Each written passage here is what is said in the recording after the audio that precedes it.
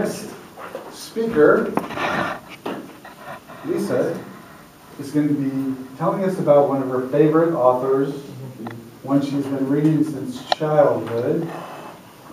The author I don't know, but we'll find out in a moment. But the story is called Real Ponies Don't Go Oink. Real Ponies Don't Go Oink by Lisa.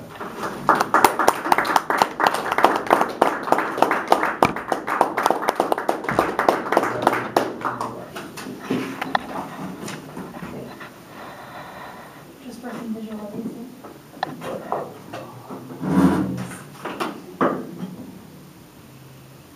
Oh, my favorite author too. All right, a wise man once said, "The source of much misery in old-fashioned camping was the campfire, a primitive contrivance now replaced by gas stoves and propane heaters. It's a well-known fact that the original imbecile can casually flick a soggy cigar out the car window, burn down half the national forest.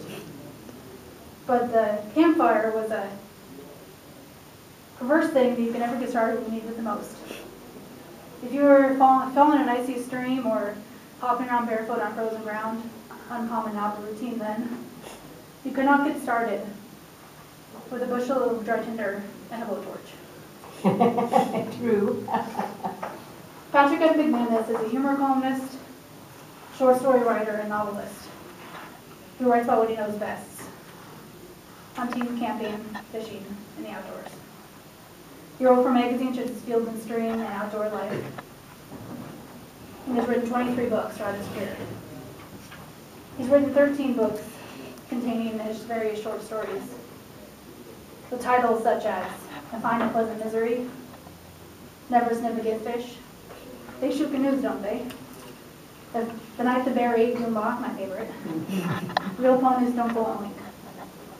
He also wrote a book that is a guide for beginning campers called "Kid Camping from I to Zip," and the humorous writing guide, "The Deer on the Bicycle."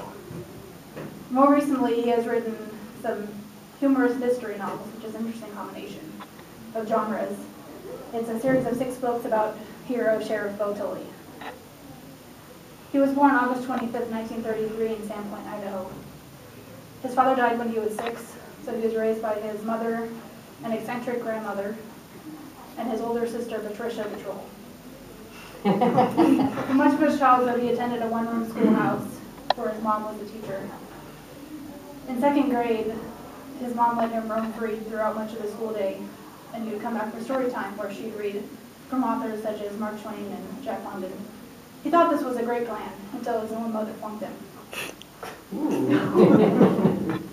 It was at this school where he learned important life lessons, such as the moral most of my friends and I drew from the cherry tree story wasn't that Washington was so honest, but that his father was a bit slow. He attended Washington State College, now WSU, and married Darlene, aka Bun, and this is what he had to say about her. "A wife who chortles is an irritation. One who regards herself as a wit is a social nuisance." In spite of her chortling, they had 4 daughters together. He began his career in daily journalism and then as a teacher of journalism and English at Eastern Washington College, until he found his true calling when he sold his first article to Field and Stream magazine for $300. His short stories are somewhat autobiographical, but obviously very exaggerated. He wrote many times about his mentor, Rancid Crabtree, an eccentric outdoorsman who had never worked a day in his life and refused to bathe out of fear of washing off his protective crust. He provided young Patrick with such life advice, such as, "The 2 best times to fish is when it's raining and when it ain't." In several stories, he's accompanied by his delinquent childhood dog, Strange, short for Stranger, who was passing by one day on their farm and decided to stay uninvited for about 8 years. He also writes about his adventures with his best friend from childhood, Crazy Eddie, his older cousin, Buck, who we later realized possessed the intelligence equal to that of asparagus. And his various female companions, such as Olga Bone Marrow and Melba Peachbottom. My personal favorite stories of his are those in which he writes about the miseries of old-fashioned camping.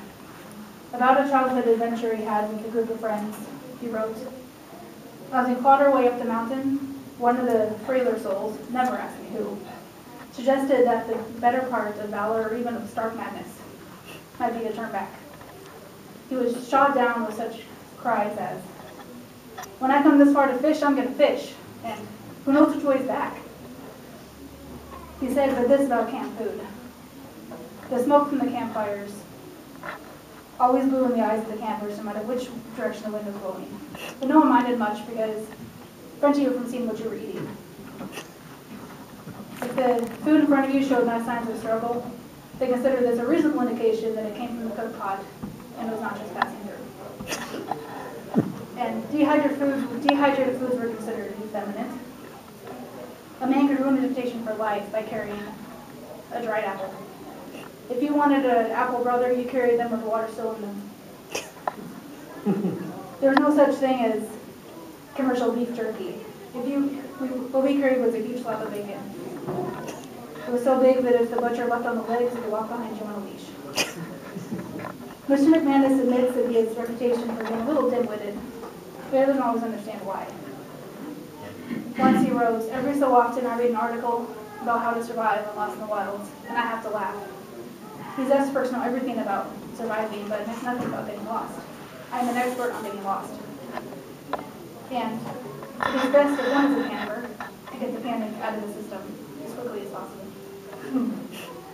Mr. McManus is one of my favorite authors. It's not because his writings are particularly deep or thought-provoking, though in some ways they sort of can be. It's the opposite. I often pick up his books when I need something just lighthearted and easy to read. His stories always bring a smile on my face, put me in a good mood, and I never tire of them. Even though I'm not a hunter or a fisher, I relate to his stories anyway. I recommend that all of you pick up a book by this very talented author.